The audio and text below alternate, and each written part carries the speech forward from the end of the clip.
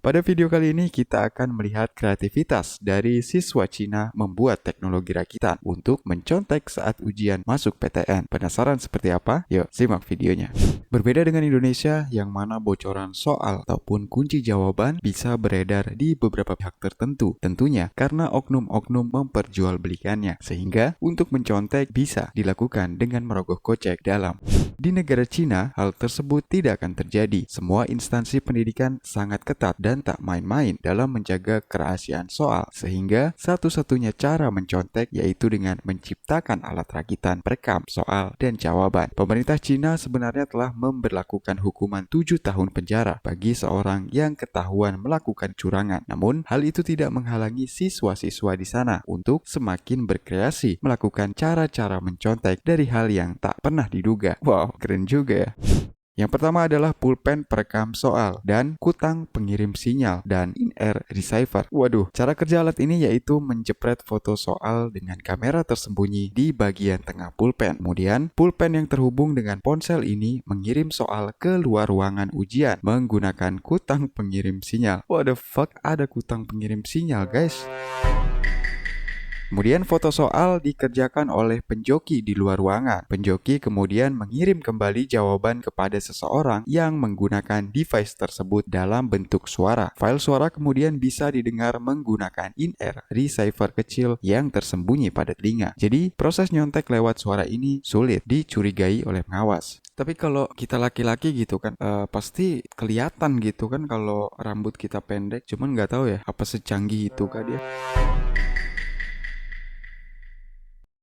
Kemudian yang kedua, kacamata perekam soal, koin penjepit, dan pengirim gambar. Bila cara nomor 1 adalah versi tradisional seperti itu sudah lumayan canggih.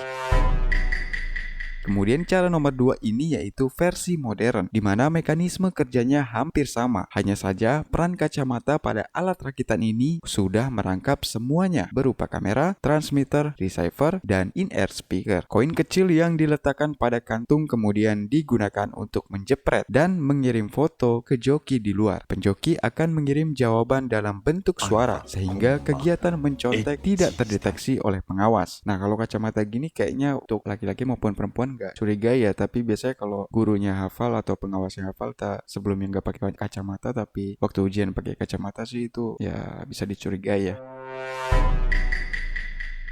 Anting penerima jawaban. Waduh, alat ini digunakan untuk konsumen kedua, 3, dan seterusnya dalam kegiatan mencontek. Wah, bisa paralel. Mekanisme alat ini yaitu menerima jawaban dalam bentuk suara, sehingga jawaban bisa didengar tanpa ketahuan pengawas. Nah, alat ini membutuhkan peran dan konsumen pertama yang menggunakan alat seperti nomor 1 dan 2. Bila konsumen pertama tertangkap, alat ini tentunya tidak akan berfungsi. Waduh, ini mah bunuh diri. Dikasih tahu 1-5, 5-10. Ya bila ketahuan kita hitung kancing aja. Jam tangan dengan display tersembunyi. Jam tangan ini berfungsi sebagai receiver jawaban dan bisa menyembunyikan display dengan mudah. Secara sekilas hampir tak ada bedanya dengan jam tangan biasa dalam kondisi normal. Jam tangan ini akan menerima jawaban dalam bentuk tulisan dari sang penjoki yang mengirim di luar sana. Mungkin dari beberapa poin di atas itu kan berbentuk suara, ini berbentuk teks. Kalau gue pribadi sih lebih prefer ke suara daripada teks ya. Cuman kalau untuk ya jawaban yang rada sulit dimengerti gitu ya prefer ke teks. Oke, lanjut. Penghapus penerima jawaban. Ini apa lagi? Alat ini memiliki mekanisme kerja yang mirip dengan jam tangan pada cara sebelumnya. Hanya saja wujudnya berbentuk penghapus. Canggih coy. Bila pengawas sedang jauh dari lokasi, maka penghapus bisa digeser sedikit bungkusnya dan jawaban bisa dilihat. Waduh. Device kecil berukuran tak lebih dari jari orang dewasa. Alat ini berfungsi sebagai receiver sekaligus display dari jawaban. Device ini memiliki ukuran yang kecil sehingga mudah disembunyikan pada celana ataupun sela-sela pakaian yang lipat. Alat ini bahkan dapat disembunyikan di bawah tangan dengan sedikit trik sulap. Penggaris penerima jawaban. Penggaris ini memiliki display tersembunyi pada bagian berwarna gelapnya. Di dalam penggaris ini tersedia receiver serta display yang siap menerima dan menampilkan jawaban. Namun, karena ukurannya yang besar, ini biasanya disembunyikan di tempat pensil.